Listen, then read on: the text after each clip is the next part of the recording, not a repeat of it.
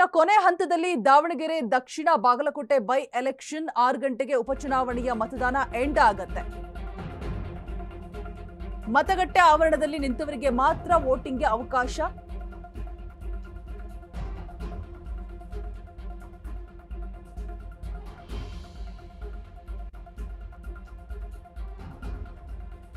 So ಕೊನೆ ಕ್ಷಣದಲ್ಲಿ ಮತಗಟ್ಟೆಗಳ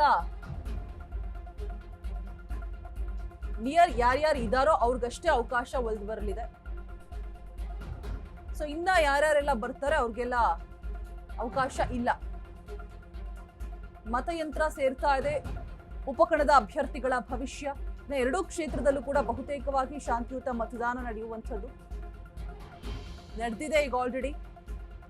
so ಇನ್ನೇನು ಕೊನೆ ಹಂತದಲ್ಲಿರುವಂತಹ ದಾವಣಗೆರೆಯ ದಕ್ಷಿಣ ಬಾಗಲಕೋಟೆ ಬೈ ಎಲೆಕ್ಷನ್ 6 ಗಂಟೆಗೆ ಉಪಚುನಾವಣೆಯ ಮತದಾನ ಕಂಪ್ಲೀಟ್ ಆಗಿ ಎಂಡ್ ಆಗಿದೆ. ಮತಗಟ್ಟೆ ಆವರಣದಲ್ಲಿ ಯಾರ್ಯಾರೆಲ್ಲ ನಿಂತಿದ್ದಾರೆ ಅವ್ರಿಗಷ್ಟೇ ಇನ್ನ ಅವಕಾಶ ಇರುತ್ತೆ. ಸರತಿ ಸಾಲು ನಿಂತಿರುವಂಥದ್ದು ಇದೀಗ. ಸೊ ಯಾರೆಲ್ಲ ಬಿಫೋರ್ 6 o'clock ಬಂದು ನಿಂತಿದ್ದಾರೆ ಅವ್ರಿಗಷ್ಟೇ ಇನ್ನ ಅವಕಾಶ. 69% ಮತದಾನ ಆಗಿದೆ ಅನ್ನುವಂತಹ ಮಾಹಿತಿ ಕೂಡ ಇರುವಂಥದ್ದು. ಸೊ ಮತಯಂತ್ರ ಸೇರ್ತಾ ಇದೆ. ಉಪಕಣದ ಅಭ್ಯರ್ಥಿಗಳ ಭವಿಷ್ಯ ಫೈನಲಿ. ಸೊ ಸಿಕ್ಕಾಪಟ್ಟೆ ಫೈಟ್ ಇರುವಂತಹ ಕ್ಷೇತ್ರ. ಎಲ್ಲೋ ಒಂದ್ ಕಡೆ ಕಾಂಗ್ರೆಸ್ನ ಮಕಾಡೆ ಮಲಗಿಸಲಾಗತ್ತೆ. ಬಿಕಾಸ್ ಸಾದಿಕ್ ಪೈಲ್ವಾನ್ 40 ವರ್ಷಗಳಿಂದ ಶಾಮನೂರ್ ಅವರ ಕುಟುಂಬದ ಜೊತೆ ನಿಂತು 4 ಬಾರಿ ಅರ್ಜಿಯನ್ನ ಸಲ್ಲಿಸಿದ್ರು ಕೂಡ ಟಿಕೆಟ್ ಸಿಕ್ಕಿಲ್ಲ. ಸೊ ಹಾಗಾಗಿ ಈ ಬಾರಿ ದಾವಣಗೆರೆಯಲ್ಲಿ ಕಾಂಗ್ರೆಸ್ ಕಂಪ್ಲೀಟ್ ಆಗಿ ಡೌಟ್ ಅನ್ನುವಂತಹ ಮಾತು ರಾಜಕೀಯ ವಲಯದಲ್ಲಿ ಸಿಕ್ಕಾಪಟ್ಟೆ ಕೇಳಿ ಬರ್ತಾ ಇತ್ತು. ಬಟ್ ಈಗ ಆಗಿರುವಂತಹ ಸಡನ್ ಬೆಳವಣಿಗೆಗಳನ್ನ ಅಬ್ಸರ್ವ್ ಮಾಡ್ತಾ ಹೋದ್ರೆ ಎಲ್ಲೋ ಒಂದ್ ಕಡೆ ಸಮರ್ಥ್ಗೆ ಗೆಲುವು ಸಿಕ್ಕಬಹುದಾ ಅಂತ ಅಂದಾಜಿಸಲಾಗ್ತಾ ಇದೆ ಕೂಡ. ಬಿಕಾಸ್ ಸಾದಿಕ್ ಪೈಲ್ವಾನ್ ಅವರ ಕೋಪವನ್ನ ಶಮನ ಮಾಡಿದ್ರು ಬಂಡಾಯ ಎದ್ದಂತಹ ಸಂದರ್ಭದಲ್ಲಿ.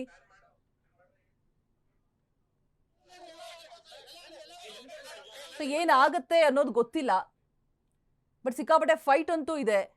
So let's see. ಎರಡೂ ಕ್ಷೇತ್ರದಲ್ಲೂ ಕೂಡ ಬಹುತೇಕ ಶಾಂತಿಯುತ ಮತದಾನ ನಡೆದಿದೆ. 6 ಗಂಟೆಗೆ ವೋಟಿಂಗ್ ಕೂಡ ಕ್ಲೋಸ್ ಆಗಿರುವಂಥದ್ದು. ಇನ್ಯಾರೆಲ್ಲ ಸರತಿ ಸಾಲಿನಲ್ಲಿ ನಿಂತಿದ್ದಾರೆ ಅವ್ರಿಗಷ್ಟೇ ಇನ್ನ ಅವಕಾಶ ಇದೆ. ಕೊನೆ ಹಂತವನ್ನ ತಲುಪಿರುವಂಥದ್ದು. 6 ಗಂಟೆಗೆ ಉಪಚುನಾವಣೆಯ ಮತದಾನ ಕಂಪ್ಲೀಟ್ ಆಗಿ ಸ್ಟಾಪ್ ಆಗಿದೆ. ಇನ್ನು ಮತಗಟ್ಟೆಯ ಆವರಣದಲ್ಲಿ ಯಾರೆಲ್ಲ ನಿಂತಿದ್ದಾರೆ ಅವ್ರಿಗಷ್ಟೇ ಅವಕಾಶ ಇರುವಂಥದ್ದು. ಇನ್ನು ಕಾಂಗ್ರೆಸ್ನ ಸಮರ್ಥ ಶಾಮನೂರು ಗೆಲ್ತಾರಾ ಅಥವಾ ಬಿಜೆಪಿಯ ಶ್ರೀನಿವಾಸ್ ದಾಸಕರಿಯಪ್ಪ ಗೆಲ್ತಾರಾ? ಕಳೆದ ಬಾರಿಯ ಚುನಾವಣೆಯಲ್ಲಿ 78% ವೋಟಿಂಗ್ ಆಗಿತ್ತು. ಸೊ ಕಳೆದ ಬಾರಿಗೆ ಹೋಲಿಸಿದ್ರೆ ಈ ಬಾರಿ ಕಡಿಮೆ ವೋಟಿಂಗ್ ಆಗಿದೆ. ದಾವಣಗೆರೆ ದಕ್ಷಿಣದಲ್ಲಿ 63% ಹೆಚ್ಚು ಮತದಾನ ಆಗಿರುವಂಥದ್ದು. ಸೊ 2,31,674 ಮತದಾರರ ಪೈಕಿ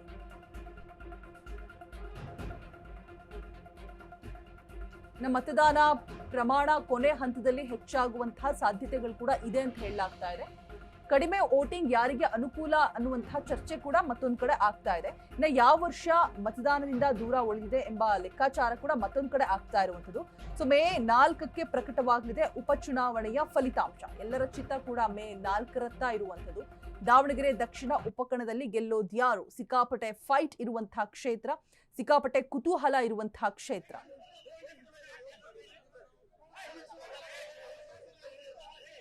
ಹೆಚ್ಚಿನ ಡೀಟೇಲ್ಸ್ ಅನ್ನ ಕೊಡೋದಕ್ಕೆ ನಮ್ಮ ಪ್ರತಿನಿಧಿ ದೀಪಾ ಕುಕ್ಕವಾಡ ಲೈವ್ ನಲ್ಲಿ ಜಾಯಿನ್ ಆಗ್ತಾ ಇದ್ದಾರೆ. ದೀಪಾ, ಕಂಪ್ಲೀಟ್ ಆಗಿ ವೋಟಿಂಗ್ ಕ್ಲೋಸ್ ಆಗಿದೆ. ಸೊ ಒಂದಷ್ಟು ಬೆಳವಣಿಗೆಗಳು ಕೂಡ ಆಗಿರುವಂತದ್ದು. ಸೊ ಸಿಕ್ಕಾಪಟ್ಟೆ ಪೈಪೋಟಿ ಇರುವಂತಹ ಕ್ಷೇತ್ರ ದಾವಣಗೆರೆ. ಯಾರು ಗೆಲ್ತಾರೆ, ಯಾರು ಸೋಲ್ತಾರೆ ಅನ್ನುವಂತಹ ಚರ್ಚೆ ಸಾಕಷ್ಟು ಆಗಿತ್ತು ರಾಜಕೀಯ ವಲಯದಲ್ಲಿ. ಸೊ ಏನೆಲ್ಲ ಅಪ್ಡೇಟ್ಸ್ ಇದೆ ಸದ್ಯಕ್ಕೆ ಅಲ್ಲಿ ನಡೀತಾ ಇರುವಂತಹ ಬೆಳವಣಿಗೆಗಳ ಬಗ್ಗೆ ಕಂಪ್ಲೀಟ್ ಮಾಹಿತಿಯನ್ನ ಕೊಡೋದಾದ್ರೆ ದೀಪಾ.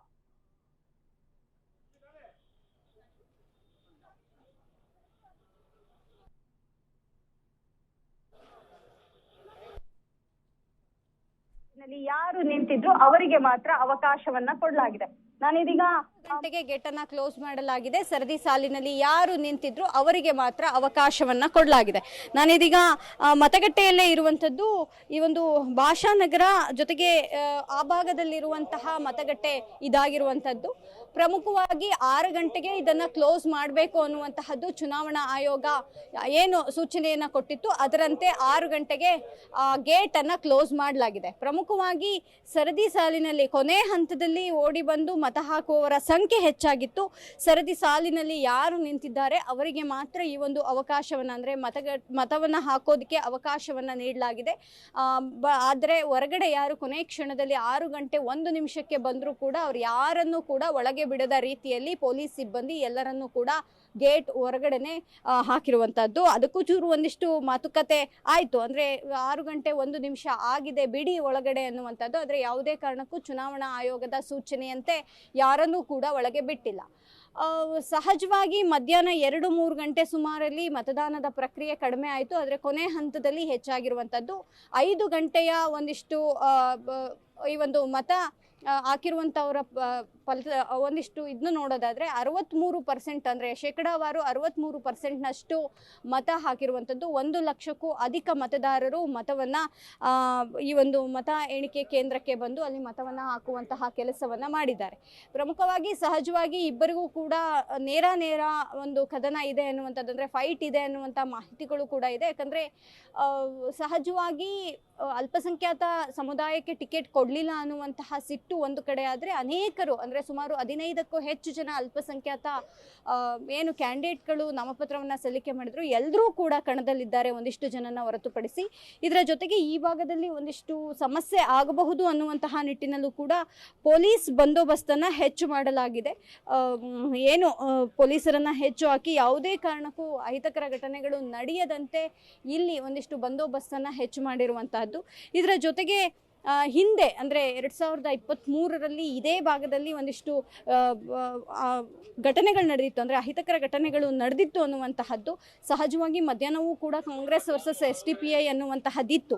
ಹಾಗಾಗಿ ಅದೆಲ್ಲವನ್ನು ಕೂಡ ತಡೆಯುವಂತಹ ನಿಟ್ಟಿನಲ್ಲಿ ಪೊಲೀಸರು ಯಶಸ್ವಿಯಾದರು.